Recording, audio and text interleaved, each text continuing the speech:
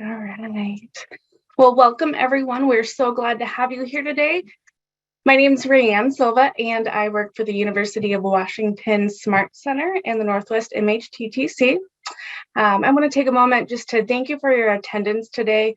I know it's been a really challenging year for all of us personally and professionally, but I believe that just by you being here today, it just shows the hope that we have for our future. So just another reminder that the presentation that we have for you today is being funded by a grant.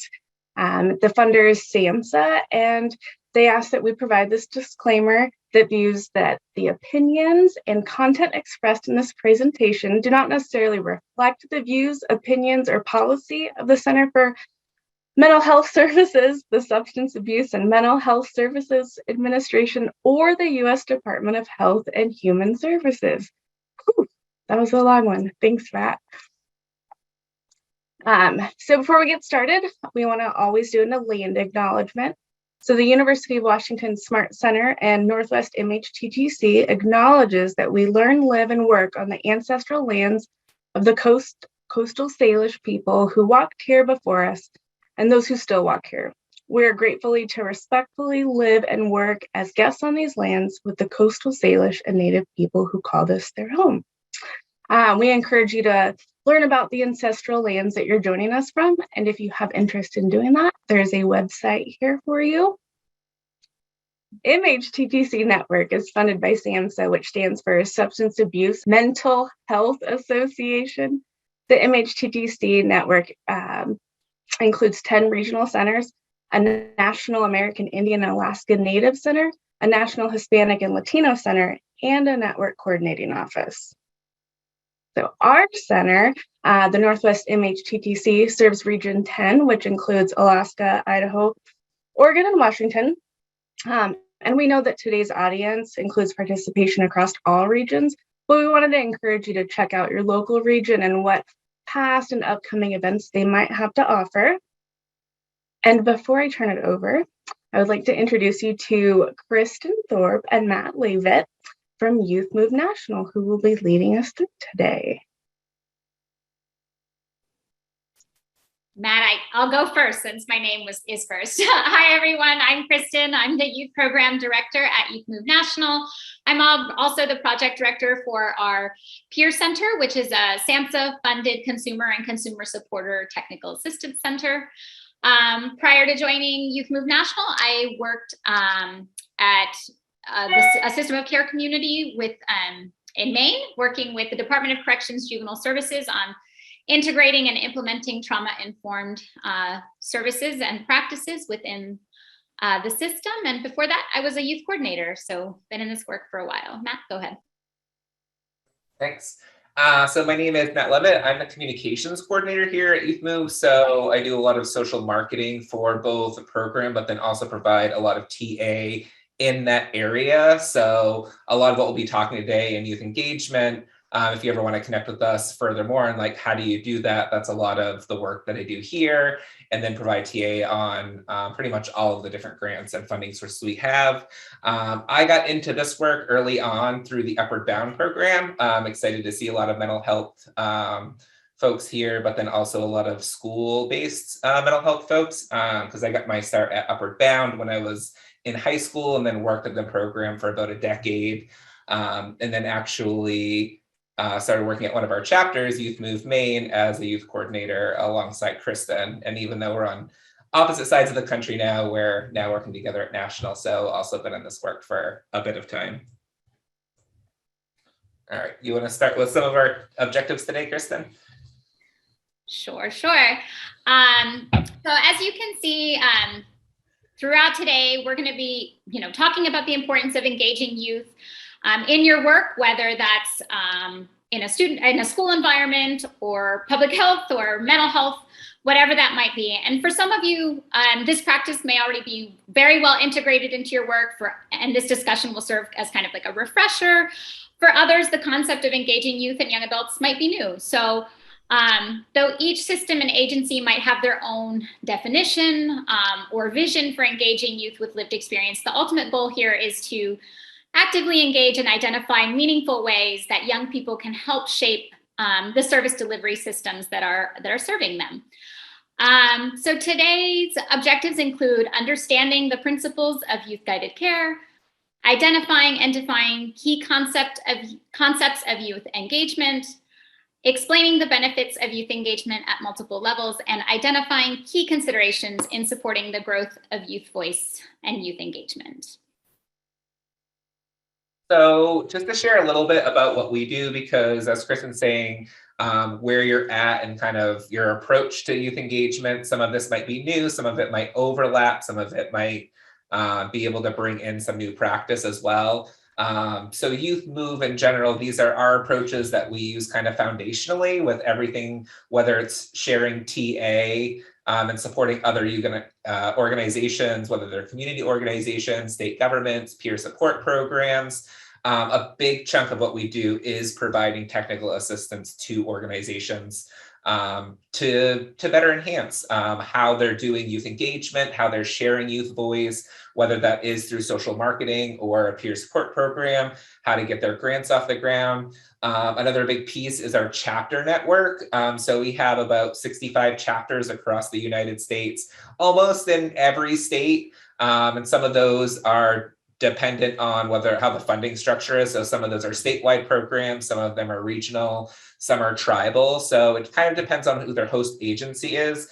And then Youth Move National provides those chapters with support in those regions or communities, whether it be on peer support, recreation, helping funding, fundraising, grant writing, anything that they kind of need support with. And then everything that we do is really blanketed in thinking about advocating for youth rights and systems. So that's the education system, which might be kind of some focus for you all here today. But realistically, the larger piece of that being mental health, but also foster care, juvenile justice, and the health equity, and a lot of other systems that impact youth.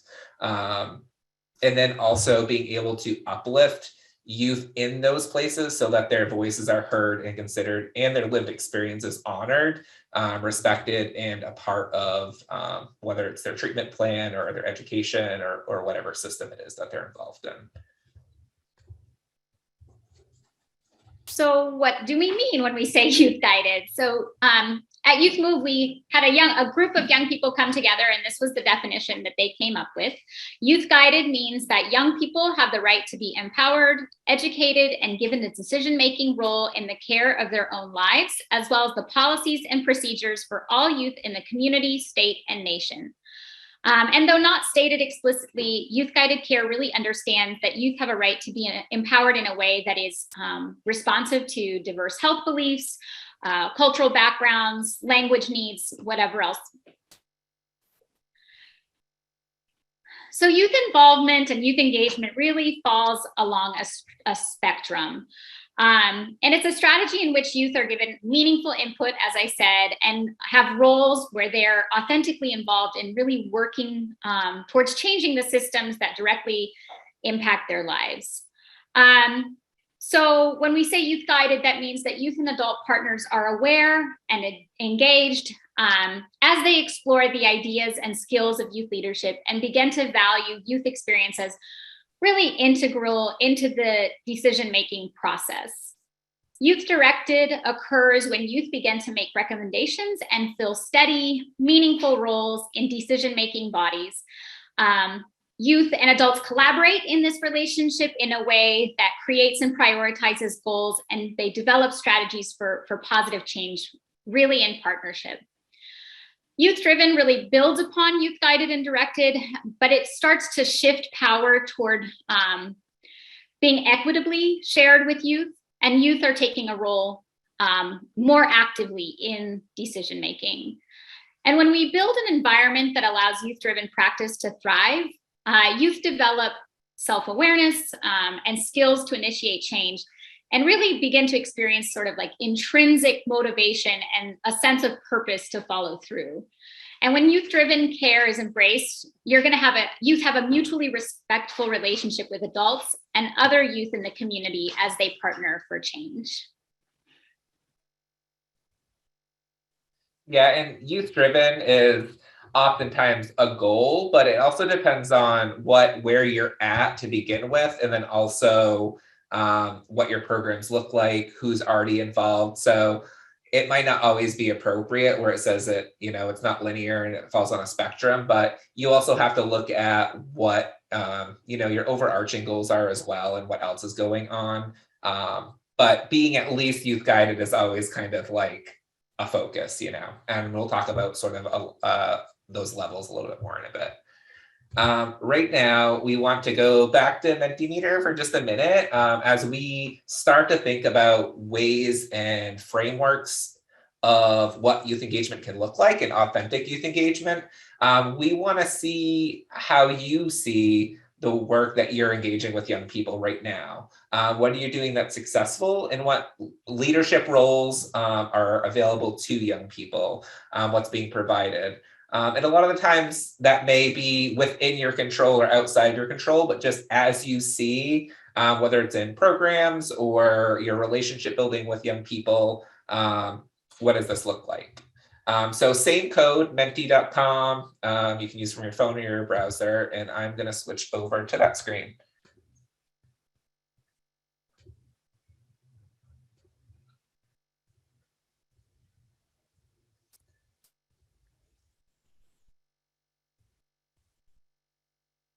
So in what ways are you successfully engaging young people, and what leadership roles are available? And we'll talk about what some of those roles and what successfully engaging might look like. But just thinking about where you're at right now and what you think that might look like.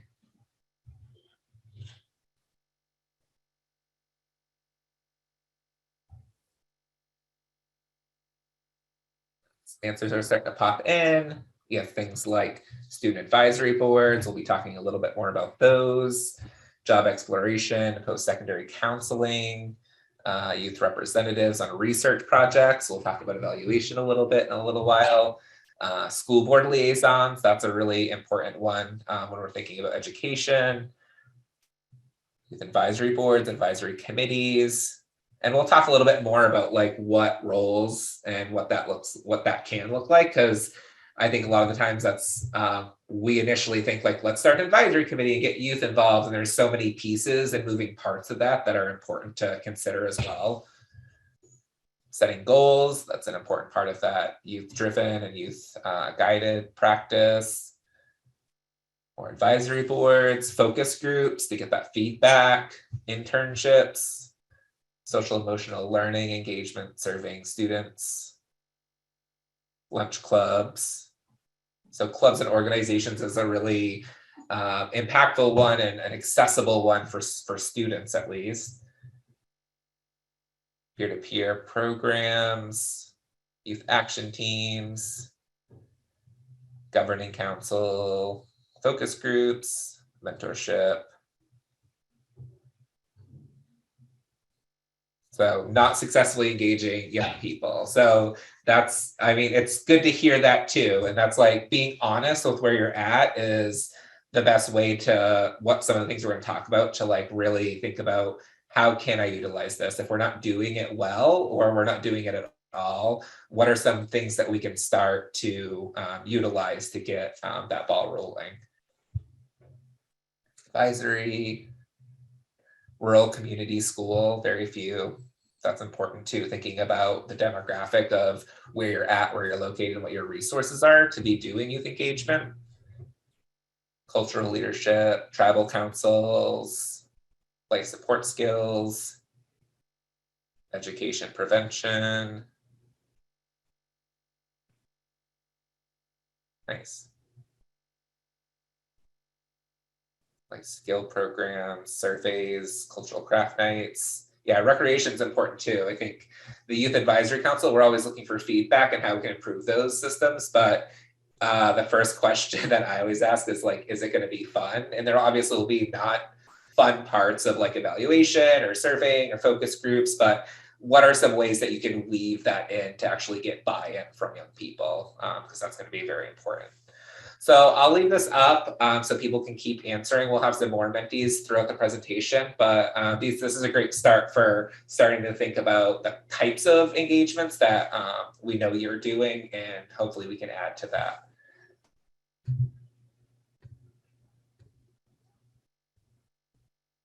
All right, so as Kristen said before, when we're thinking about like youth-driven, youth-guided, those practices, this is a framework that we often use to start as a foundation of thinking about what youth engagement can look like on the spectrum that we mentioned.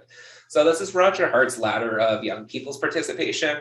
And a lot of the times, like if I'm doing a workshop on youth engagement or something, we'll often start with this, but then we'll usually do an exercise where folks are thinking about where they're at on this ladder. It's usually sometimes there's a picture of an actual ladder and you go up each rung as you're kind of engaging youth a little bit more authentically or a little bit more involved.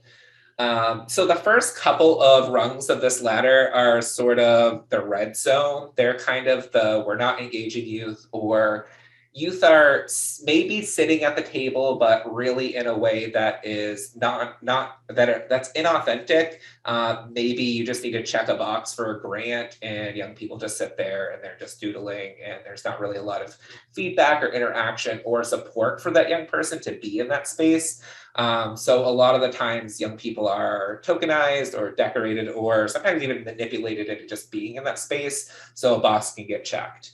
And that is kind of, if you're in that space, that's really where you want to start thinking of how can we get into the next tier and be a little bit more authentic. The goal is kind of always to be above at least the 3. Those are the kind of the no zones of youth engagement. And if those things are happening, that's a really good space to start thinking and evaluating what barriers and what is causing that to happen, and getting youth involved in identifying what those gaps are and how they're feeling, if they are feeling tokenized, is important. So as we kind of go up through these numbers on this ladder, you're seeing that young people are assigned and informed. So it's like, hey, here's what's going on. Can you take notes while you're here? And you're just kind of there's a role for them, but it's kind of not upon their own. Maybe something they're good at, something that they have a desire to do. It's just like you're at the table, but you're involving them in some way. And then as we go up, they're being consulted, informed, and then ultimately sharing decisions at the table, which is important. The top 2 to 3 is always a good place to be looking towards as a goal. Sometimes every program and everything is not like, how do we get to be an 8? Because like I said at the beginning, it might depend on the restrictions in your grant. There might be funding types of structures. We'll talk about some important roles for young people in a little while. And sometimes those roles may not just be economically possible in your structure. In a school system, you might have a little bit more flexibility, but sometimes time and resources and capacity are a problem.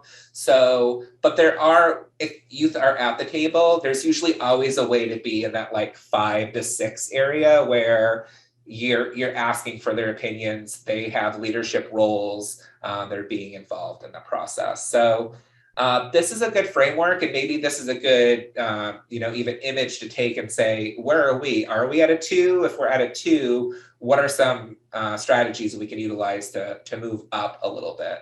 And if you're at a 5, then maybe the next step is, okay, how do we share decision-making with young people and go from there? And like I said, you can always be connecting with Youth Move National. If you're like, we're at a 3 and we don't know how to get out of it, and you want a little bit more of that assistance, then we kind of understand different strategies depending on where you're at. So it can help with that.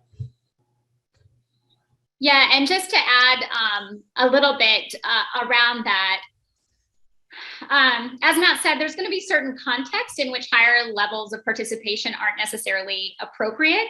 And there are real life circumstances that are going to call for different levels of participation. I think what we want to do is just strive to get out of those like non-participation rungs of the ladder.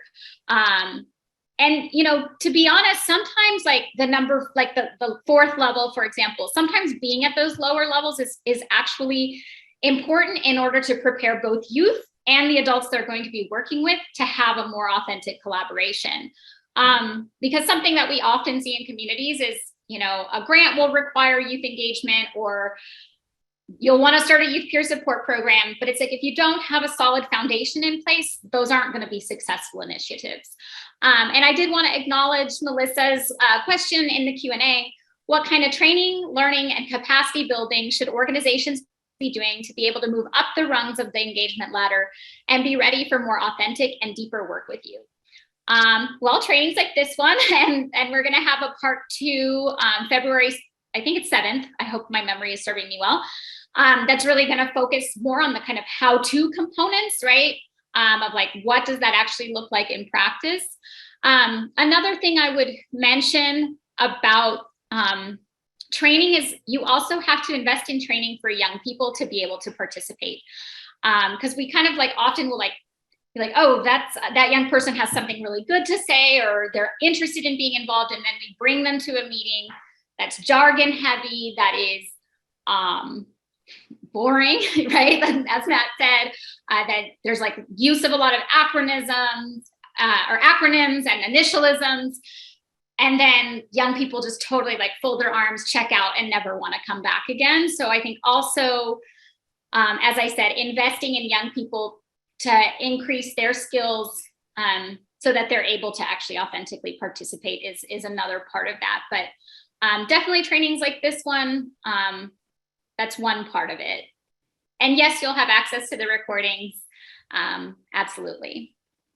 Okay. Thanks, Matt. You can go to the next slide. Yeah, well, and just one other thing is, as you were sort of getting at, is like sometimes when young people are new to a space, there's going to be discomfort. You haven't developed a relationship yet. So they're not going to come in and necessarily be like, yeah, I want to share decision making and share my voice and my experiences and help you with this focus group. Sometimes it is like a lot of the times when I have TA calls, the first thing is like, just set up a meet and greet where you maybe play games or do something like fun, if it's going to be an ongoing thing, because that social connection and that relationship building and trust building is going to be important to get at those deeper things. And that relationship building is going to help you move up this ladder as well. If you have young people who are committed, who feel heard, but then also are committed because they're coming to a space that isn't boring, but is also a space where they feel heard and accepted. Awesome, thank you. So this is another framework that we often use at Youth Move National called the social discipline window. And at Youth Move, we really aim to work with youth, which means we're offering high levels of support and encouragement while also having high expectations of young people. We believe that all young people have the capacity to be leaders as long as they're given the tools to be effective.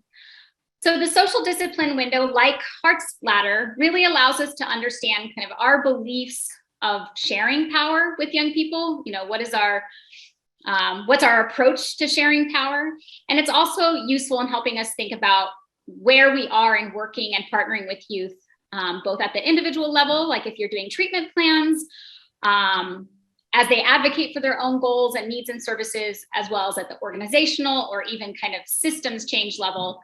And these 4 quadrants, as I said, represent 4 approaches or styles to working with youth and young adults. So doing to, doing for, neglect, and doing with. So when we're in partnership or in relationship as an adult with a young adult or youth, and we do to, we are driven by the goal of helping young people to grow and develop. But in this context, we think we know what's best, right? And as an adult who automatically has more power in a relationship, we control the environment, and in some cases use kind of coercion to establish control. This is very much a telling relationship that from a young person's perspective can really be experienced as punitive. And there's really not a whole lot of opportunity for growth for young people when this is our approach. In the bottom left quadrant, we find neglect, where we are uninvolved. And when we're in relationship and we neglect, we are neither supportive nor demanding of a young person.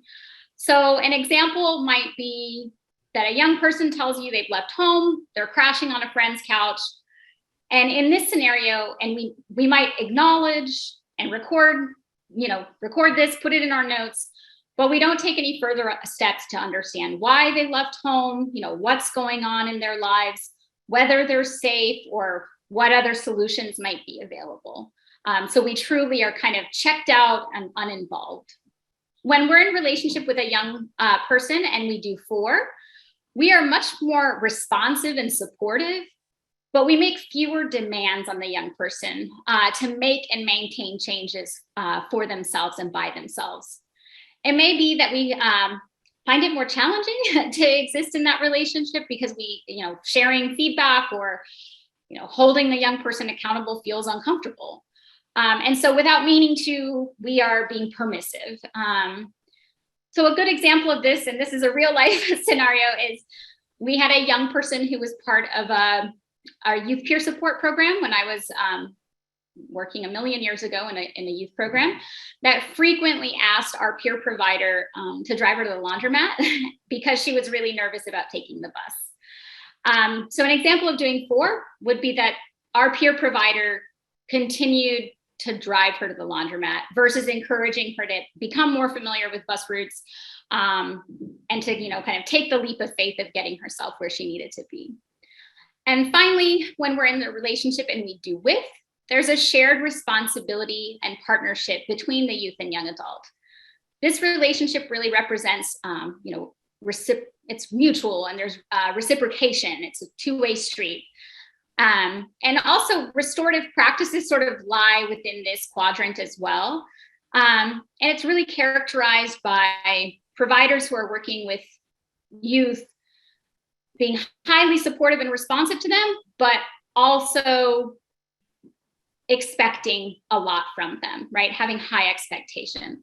So going back to that young person that I spoke to that was in our peer provider program, after a few times of driving her to the laundromat, our peer provider said, you know what, I know you're nervous, but why don't we ride the bus together, get familiar with the routes so you're not feeling so nervous and anxious about making connections and doing all that kind of stuff.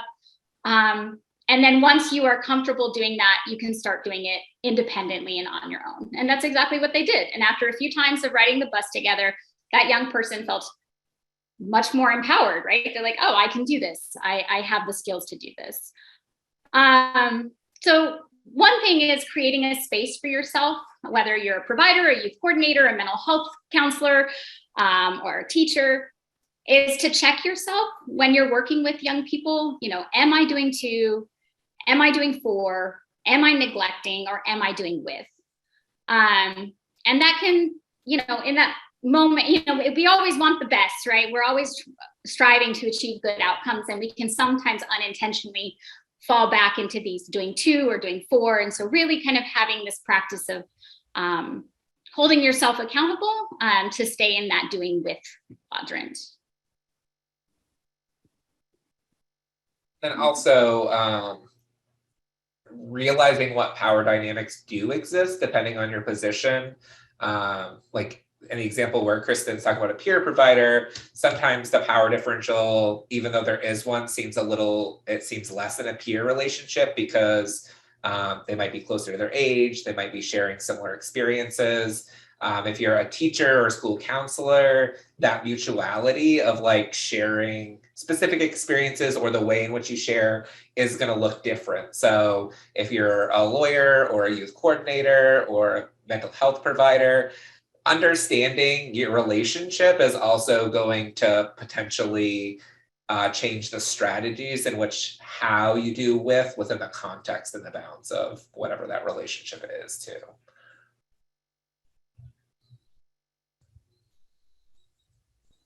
Awesome, thanks. So youth, families, mental health professionals, school professionals, and system partners working in active partnerships really needs to be founded on valuing young people with lived experience. So, youth feel that they're valued, heard, and that any of their suggestions are acted upon.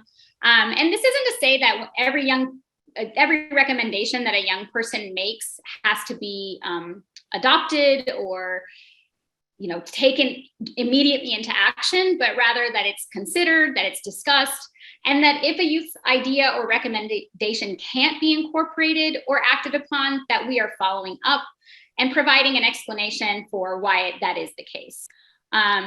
Something from my own experience is that youth are much more likely to remain engaged if they understand the reasoning behind decisions that are being made, and if they feel like at minimum their contributions have at least been heard and considered.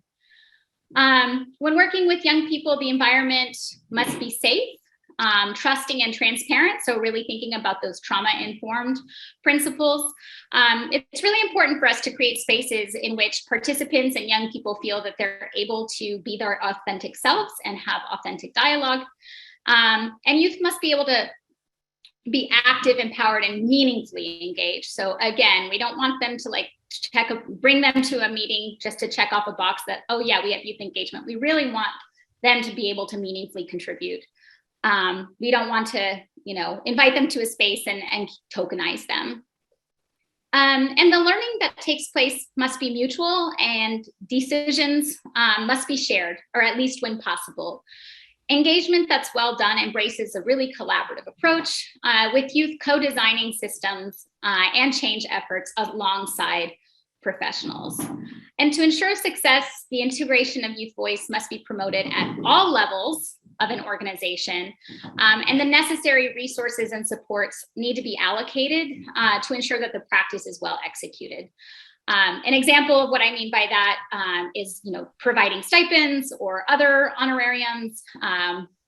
Back in the day before COVID, it might be transportation support or childcare support, and or, as I said earlier, kind of the education so that a young person might need to actually be able to meaningfully engage.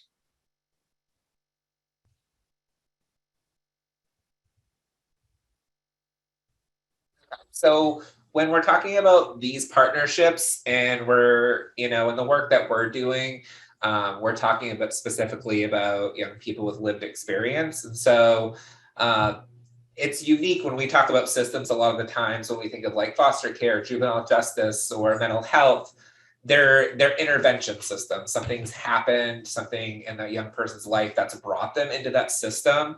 And typically there's some kind of intervention to try to work with, hopefully, but change pathways for young people to provide opportunities, learning, training, education, treatment, whatever it might be. Education's interesting, and because it's most all young people walk through the doors of a school system. And so while we talk about that as a system, oftentimes when we're talking about lived experience in that system, we're often talking about young people who are coming into that system with some of maybe those challenges or considerations as they're entering in there.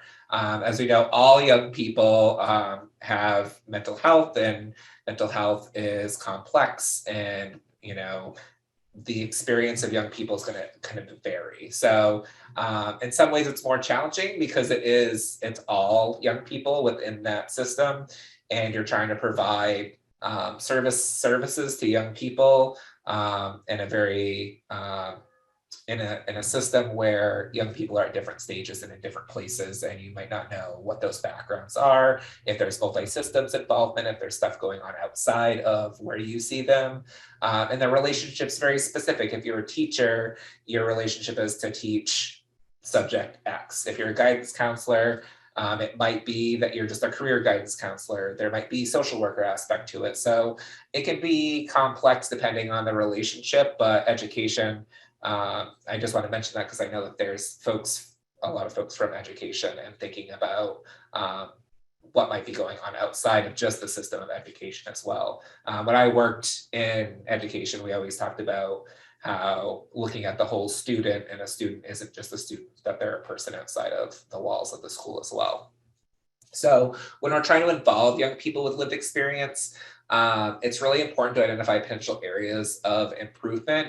And when we're talking about these other concepts, like we're linking these with them. So if we're thinking about shared decision making, and even a second piece about increasing the quality of services and policy decisions, young people are going to know what the problems are because they're experiencing them, they're feeling them, they're seeing them on a daily basis. And you probably see that too. So but the perspectives are going to be a little bit different. So when you create that working with and that window of discipline, when you're working with, you're going to be seeing those at different angles and be able to solve them in different ways. And whether it is, I saw one of the folks and the mentee was talking about a school board liaison, getting youth in on the school board to be able to share those experiences from a personal level as they see them on the ground is going to be more impactful per se than just relaying a message from a focus group. So those kinds of positions and roles are extremely important. Improving communication between youth and providers. Sometimes there are these walls between whether it is administrators or whether it is mental health care providers. Introducing a new person into a young person who's maybe even especially been through systems. It's a big ask sometimes is to like, okay, I have to explain my story to another person. It can be overwhelming. So when you involve youth in an authentic way, you're going to break down some of those walls and be able to build better communication systems with them. And maybe connect them to other spaces where they feel heard and trusted as well. Involving young people with lived experience will empower and ensure young people to fully participate in their care. Sometimes they'll throw up their arms and say, well, I don't have any power here anyways. Like I'm just being prescribed this thing, or I just have the tension, or this is just the way it is. There's no power inside of this system that gives me control. So why should I participate? Why should I share? Why should I try to make change? Because when I met here, it's powerless. And like Kristen said before, there might, sometimes there are specific situations that you can't change because of the system or maybe because of other barriers. But that's going to allow, if you're there with a young person and you're explaining and even sharing in frustrations or thinking about what those gaps are for areas of improvement, that's going to go a lot better than just saying, well, that's the way it is. Like, that might be the way it is, but can you go further and a little bit deeper to explain why it is? Or maybe there is an opportunity for change. Maybe not even that moment, but maybe for the future. So how can you say, okay, I think we have to do it this way, but let's come up with a plan to think about how we can approach this for next time or in the future. And I'd really love for you to be part of making that change. And then also providing a way in which young people feel valued by their community. I talked a little bit about trust already, but that's in the wider community too. A lot of the times we've done so many projects about how adults see young people in communities. And I think we know a lot of the stereotypes about young people in communities and, being out, even if they're just hanging out with their friends, and what the perception of that dynamic is between an older generation and a younger generation. So creating programs where there is that dialogue and shared decision making, when young people are involved in the community, then the greater community, whether that's the businesses, whether that's other programs, whether that's just other folks, are seeing youth caring about that, and they can only care about it if you do these other things, if you're doing WIP, if things are youth guided or youth driven.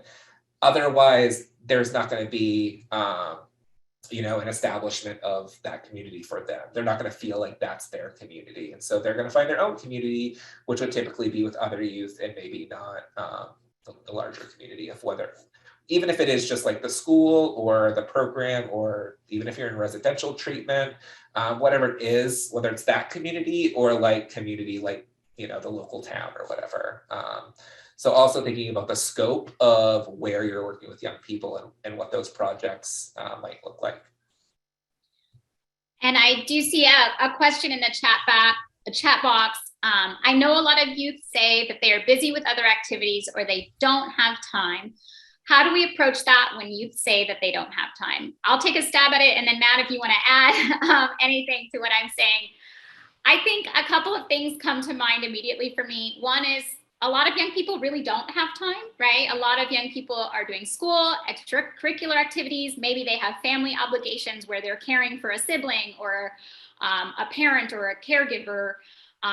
They often have to have part-time jobs, sometimes even full-time jobs. And so I think finding ways that we can bring activities to them. So, you know, we know that young people, a lot of young people, not all, but a lot of young people are in the school system. How can we bring programming to them, right? Can we bring mental health-based conversations into the classroom? Can we take advantage of when there's homeroom or study hall hours to offer programming?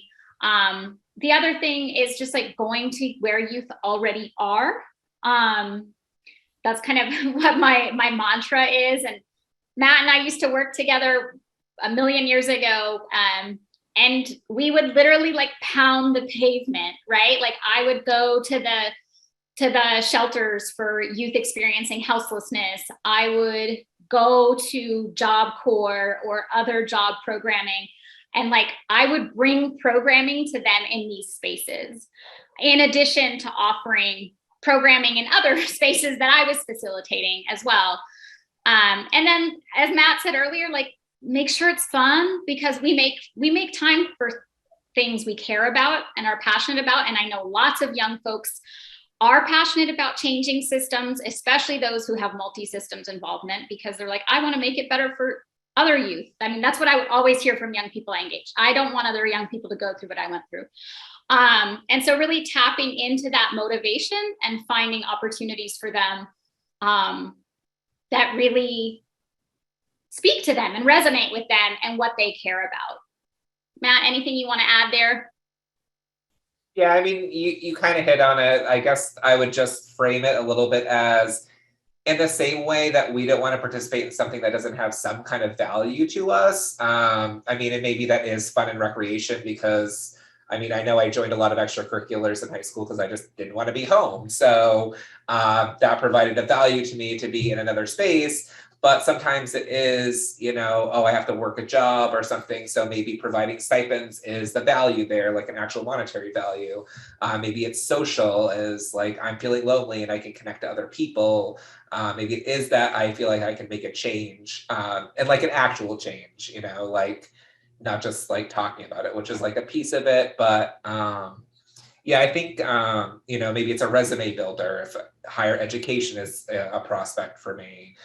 There has to be something that isn't just like, I mean, free pizza is like the bare minimum, but like pizza is like, you know, we always had pizza at groups. And sometimes depending on your grant, that's not allowed. So you have to do a little fundraising to like get that. But like those kinds of things, like that might be the meal for a young person. Like if they are experiencing houselessness, then getting, maybe that is just like, you know, I'm going to eat, but that gets them in the door. But there's other things that, you know, are become valuable to the young people that are there. So there has to be something, just like as adults, like, you know, sometimes we do things for our job, and that's because like we want to build professional portfolios or whatever. But typically, like outside, you know, we're so busy and tired, especially in 2022, that like if it's not going to create value or add value to our lives, then we don't want to be part of it usually.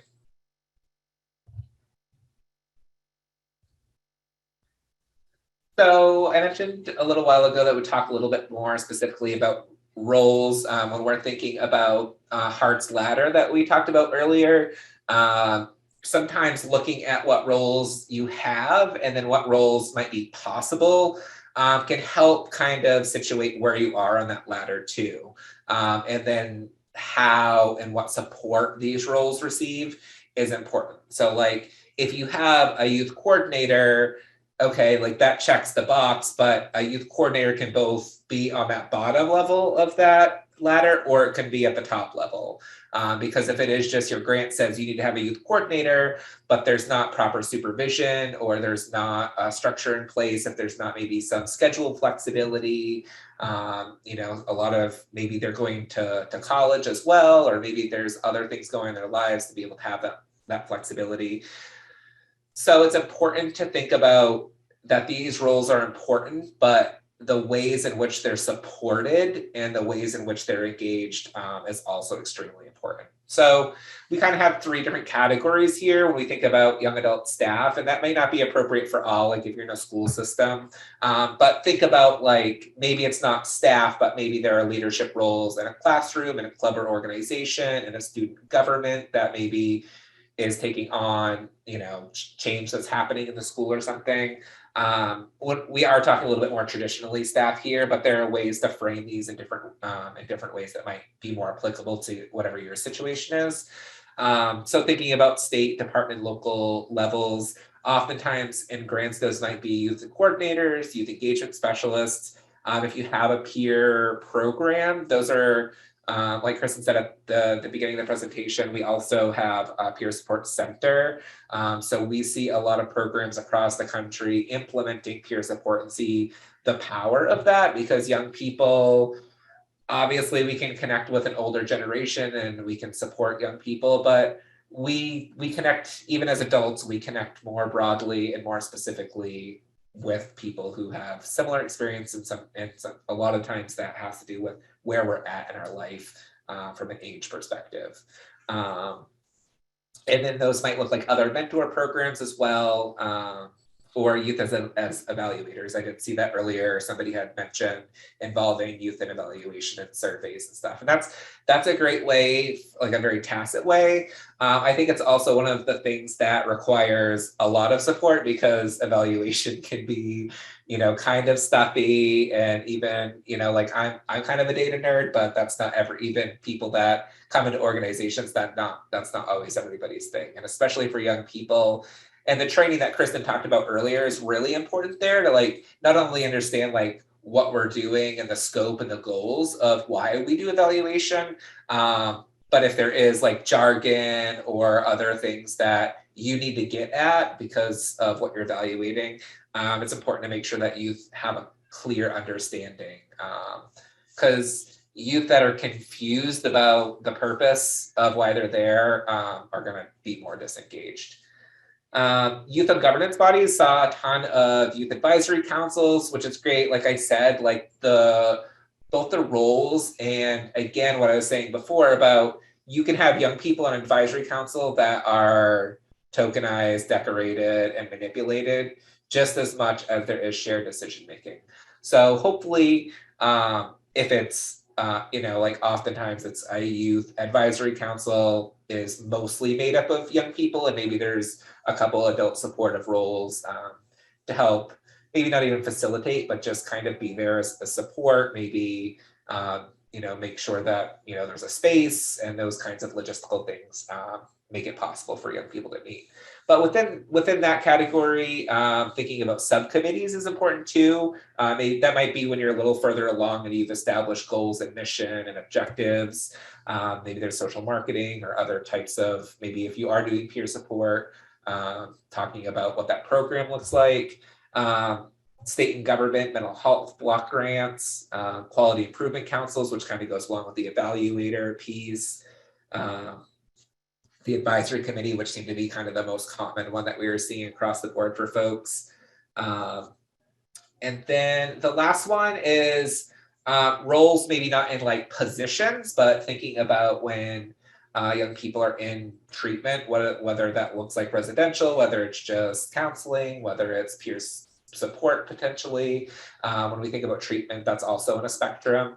So just making sure that there's support and preparation. A lot of the kind of 101 tips that we give when TA is, if a young person's coming into a meeting or whatever, make sure to connect with them beforehand, just to make sure that they have like the time and the date and the place, giving a call maybe that day before or that morning of or whatever, making sure that there's follow-up after as well, and making sure that, were there any questions like for our next meeting, how can I help you prepare? Whatever it is, just making sure, do they have transportation, all of those things to help support a person to actually be in that space. Making sure it's safe, and that typically asking, the young person themselves of what that looks like, because it might be like, me being in the school, it doesn't feel safe because I don't feel safe at school. So is there someplace else we could meet, or is there a more neutral place in the school that feels safer or something like that? Trying to create youth-driven treatment planning. So like I said earlier, a lot of the times if youth just feel like this is what I get, I'm going to throw my hands up. Other ways that you can incorporate decision-making. Okay, if we try this for 2 weeks, can we come back to that afterwards and then see if it's still working for you? And if it's not, then we can talk about a change and shift. Because again, sometimes, as we've been saying, you have to adhere to specific regulations or maybe supervisors or other folks in the organization kind of setting the rules. So that goes along with sharing decision making. Transition planning is very important. It's sort of like if you are like support, and then all of a sudden, when we think about that discipline window, if then all of a sudden your support goes to like nothing and you kind of are now in that neglect and pain of the window, then it's going to be difficult to re-engage that young person, and they're not going to trust other systems and other folks probably as well. And then finally, assess youth voice and empowerment. So we've talked about focus groups, we've talked about evaluation. Really get at the heart of what young people are saying when they're sharing whatever the gaps are, whatever the challenges are. And then that kind of loops back into identifying those gaps that we talked about, and then involving them in ways to help build bridges across those gaps.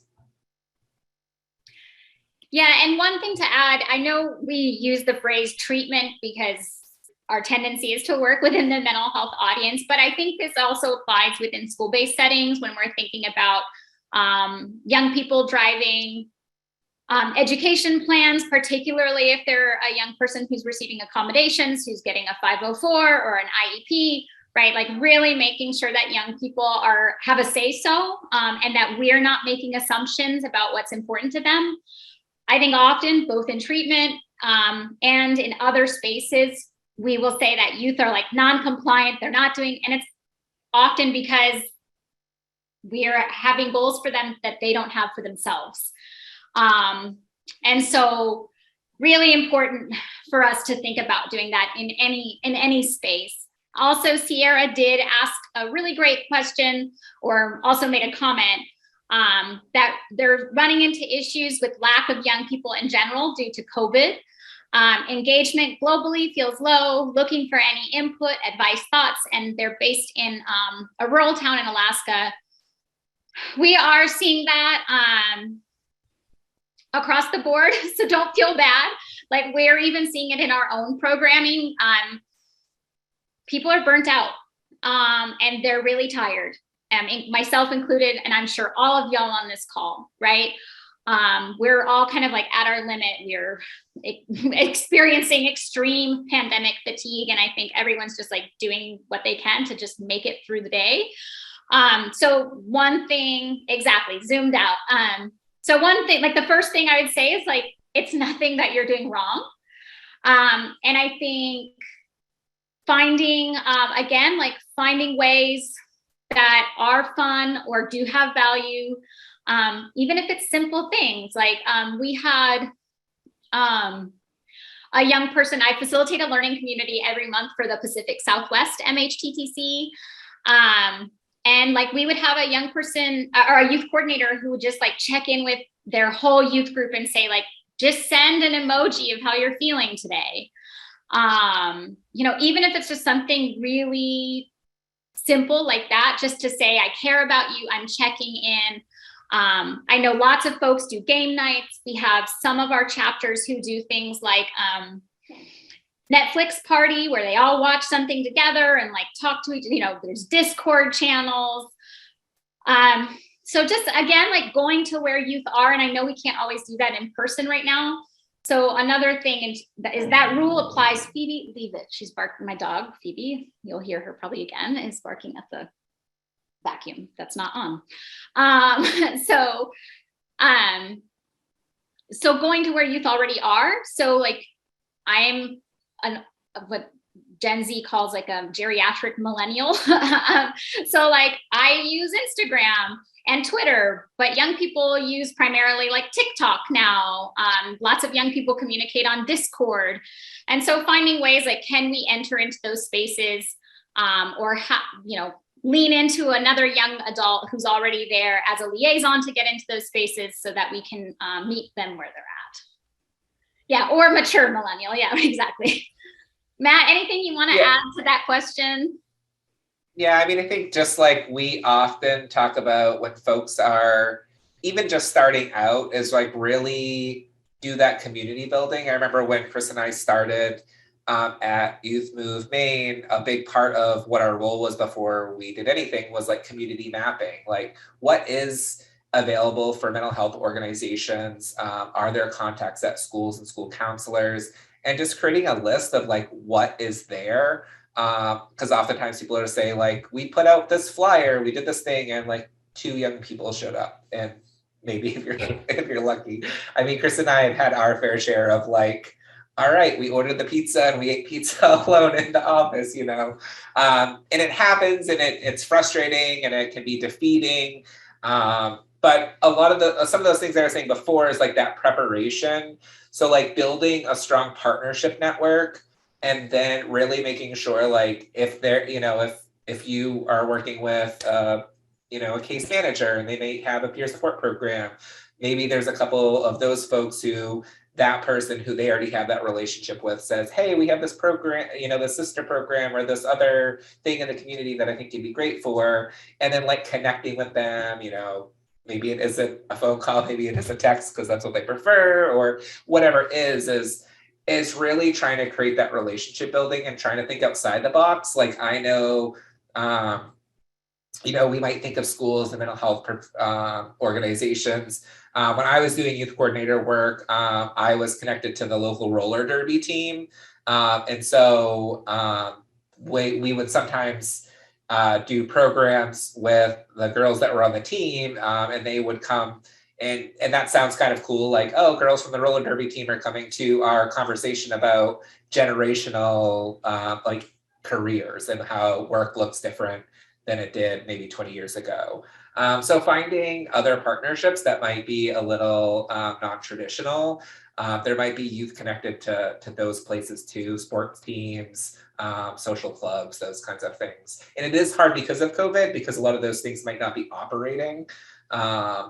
But there might still be connections to young people through there, even if they aren't like in session. They might know, like a coach or something might know, hey, yeah, I know 2 people who are really interested in like trivia nights or virtual whatever, and then maybe that's getting them in the door. Yeah, one quick thing to add too is, you know, it can be really intimidating for anyone, including young people, to enter new spaces. So I think the like bring a buddy approach is also helpful. So like encouraging young people to bring a friend or come together to something or even virtually attend something. And then just having, just as Matt said, like multiple pathways for young people to engage. So offering them opportunities to provide feedback, whether that's via survey or focus groups, inviting them into lots of different spaces, doing programming at schools or wherever they are, you know, just multiple pathways, and just keep inviting. And as Matt said, it can feel really frustrating at times, but just keep doing it, right? And they will notice that you're making that effort.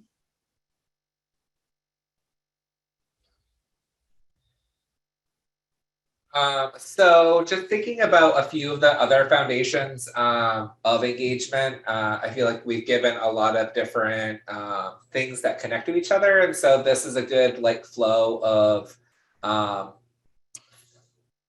thinking about like why we engage, which is sort of like the first thing we need to be talking about is know that why we're engaging, like what is our goal. And sometimes it is that checkbox, which might feel like it's on the lower end of that ladder, or that I am just trying to, you know, it says to hire a youth coordinator, so I need to hire a youth coordinator because my grant says to do that. And that's okay. Like it's okay to be like, I have this requirement, I need to do that. But then we want to be thinking also about like, if I'm going to be doing that, what is the reason behind why that's important? Why do we need a youth coordinator? What is the youth voice going to enhance in our program? Knowing whom to engage is important too, making sure that, and sometimes that's a requirement too, is like, we have an age bracket, we have maybe a demographic bracket. Maybe we're specifically working with BIPOC youth because that's what the grant says. But again, it's like, what is the reasoning behind that? Like, it's because there are disparities, or there's something in our community that there are gaps and challenges that we're trying to create fixes for. Knowing the history is important. Looking at, if we're engaging, what has been done before. Maybe you don't need to reinvent the wheel. Maybe somebody before you created a great template or a great program. And then part 2, we're going to give a lot of examples of things you can do, because maybe the history is we haven't engaged young people very well, and so we need to try something brand new. Being genuine is really important. So asking that question, why? Okay, maybe it is the checkbox, but we need to move beyond that, not just from the grant perspective, but from a systems change perspective. And that's, when we think about why we're all here today, and to a degree, we want to engage youth because we want to hear what they have to say and what they have to say. But beyond that, even, is getting them involved and partially in that shared decision making is important. So we are relevant and engaging, making sure that, we are keeping up with what is current, what was important to young people when I was doing youth coordinator work 10 years ago is not the same things that are important now. So making sure that you're relevant as well. All right. We want to be mindful of time. So we're going to spend just a quick minute or two on this next Menti poll, which is what barriers prevent partnership with young people, because this is going to be important to getting at what strategies might work, because depending on what the barrier is, it might change what the strategy is as well. Like I said, part 2 will be really about specific strategies and examples of how to engage youth. But we want to know what barriers are preventing partnership with young people. Same link, same code. I'm going to share my other screen. Yep, transportation, that's for sure.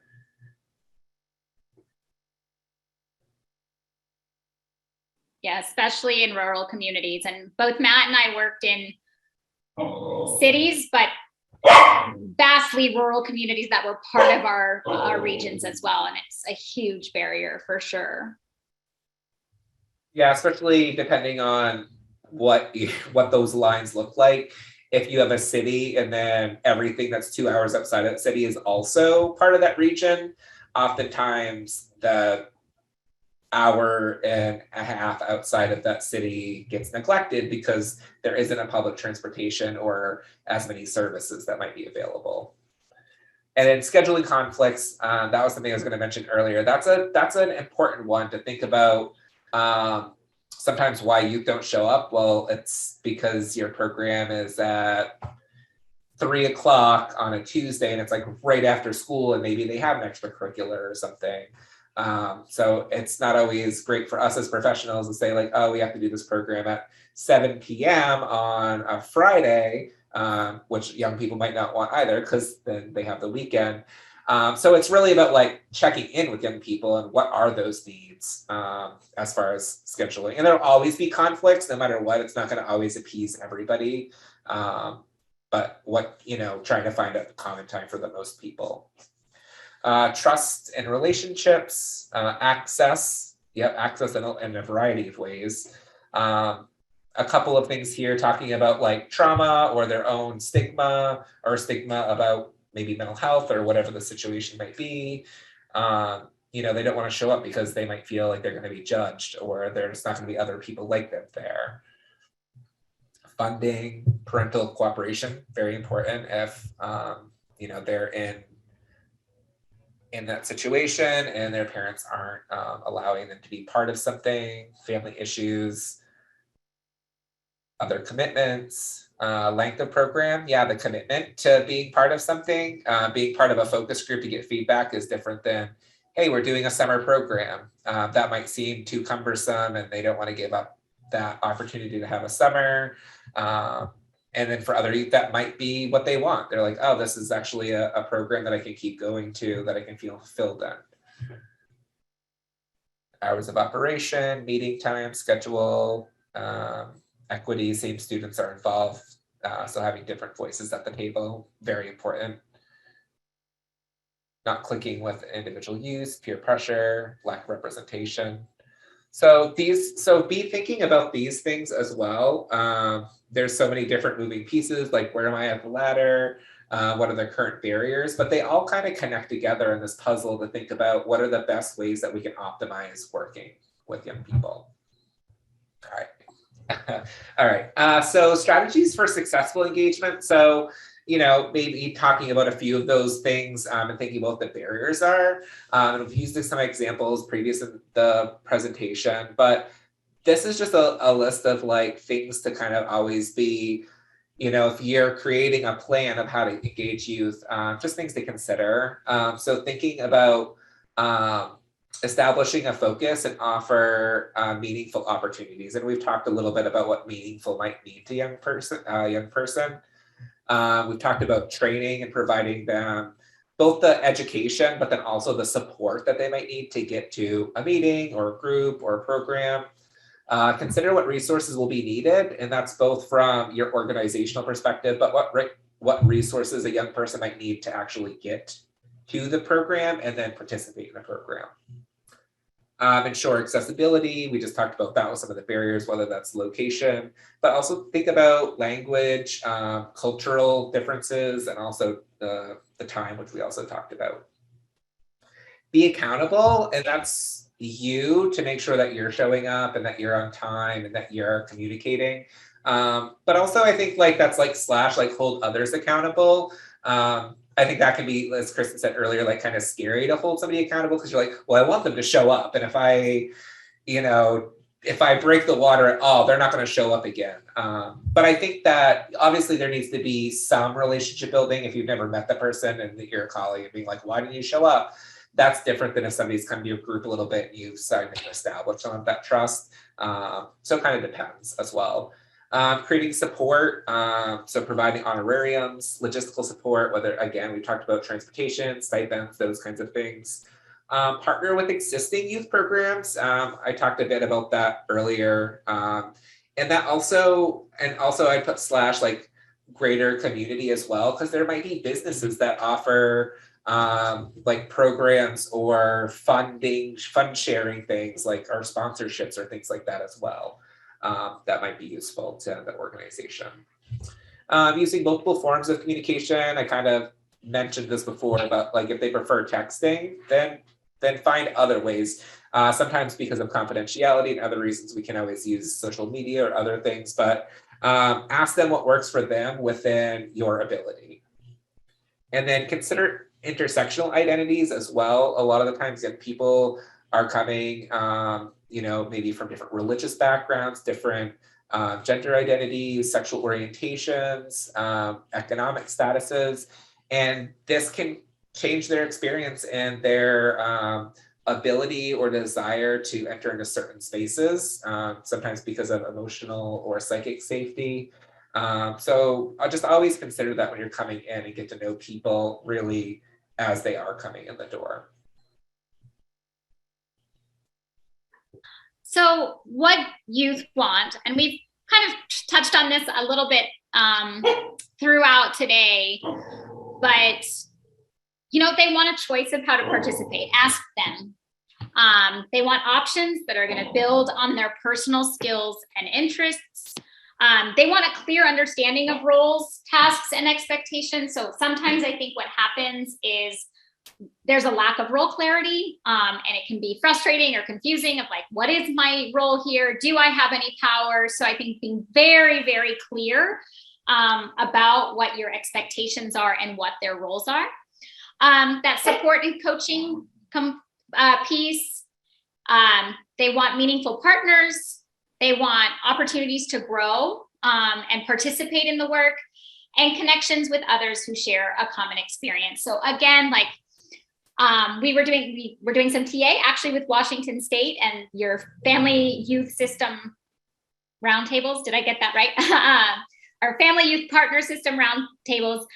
And there was a youth that was on it, and they're like, our tri-chair model is great, but I'm still the only young person here out of a group of 10 adults, right? I'm one representative and I have no one else in my court. At least the family representative has something to relate to because they're also an adult.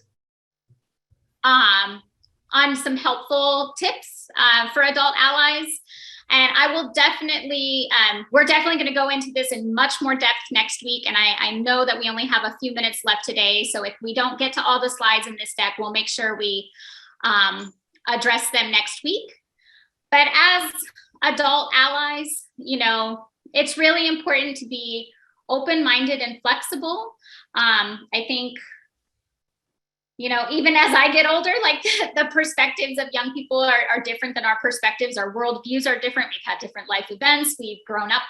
Like, I'm not that old, and I still can't even fathom having social media when I was in high school. I didn't even have a phone. I didn't even have a cell phone. I had a landline. We had dial-up internet where you would look forward to AOL chat, right? It's a very different context. So just keep an open mind and be willing to be flexible. I think respecting the readiness, not the dial-up, it was the worst. And we had, if you had siblings, you had to fight over who could be on it, and mom yelling at you about the busy phone line, so terrible. But, respecting the readiness of youth and creating respectful and nurturing learning environments for both of you to be learning together. Don't overpromise and underdeliver. I'm sure you all know youth are very great at detecting BS.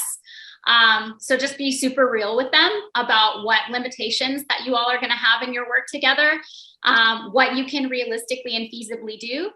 And then finally, just really be supportive and communicate your expectations clearly. Be willing to ask young people what that looks like, because again, what we might think is the right answer might not be. So just ask, have curiosity. And then take into consideration, that there are sometimes, you're going to experience barriers, and Matt and I, I don't want to overpromise and underdeliver here. So I do want to be frank about that. That there are going to be barriers to this work, especially if you're working with youth who come from historically marginalized communities. Some of those barriers might include things like system weariness or previous negative experiences with systems and providers. Youth might have confidentiality fears, especially those who might be living in small, rural, or other tight-knit communities. And these negative experiences can really create mistrust or suspicion, with a lot of young people really questioning the motives of providers and systems. Similarly, maybe having beliefs that there's a stigma associated with participating in certain things, particularly if we're talking about substance use or mental health treatment. A lot of young folks have experienced discrimination, and they might expect that that's going to be something they continue to experience. So again, as Matt said, really being aware of cultural experiences, diverse health beliefs, intersecting identities, what mental health diagnosis a young person might have, all those things can lead to sort of that resistance or reluctance to engage. And finally, really thinking about lack of experience or knowledge. As I said, and Matt has said multiple times throughout the day, you have to adequately prepare young people to engage. Because if we put them in a situation where they feel they're not set up for success, they're not going to want to come back, and actually it was funny. On the slide that had quality improvement councils, there was one for mental health block grant that Matt and I used to go to. And I remember going as a paid professional, and everything still went over my head. And when we left that meeting, the young person I brought with me was like, I don't ever want to go back to that because I couldn't even help to support them because it was going over my head. So I can't even imagine how frustrating it was to have people saying like RFP this. And I was like, I don't know what an RFP is. Now I do. It's a request for proposal, right? But no one was taking the time to give us the knowledge we needed to be able to participate. With that said, I think we're going to pause and I can share a little bit more about the Youth Voice agency level assessment next week. If there's any kind of lingering questions, I appreciate that you were asking questions throughout. I think it allowed us to be more responsive in real time and kind of connect the dots. But if there are any other like outstanding burning questions, now's the time. Feel free to, once you get the presentation and the notes and everything, like if things come up, you can certainly email us as well with any questions and reach out.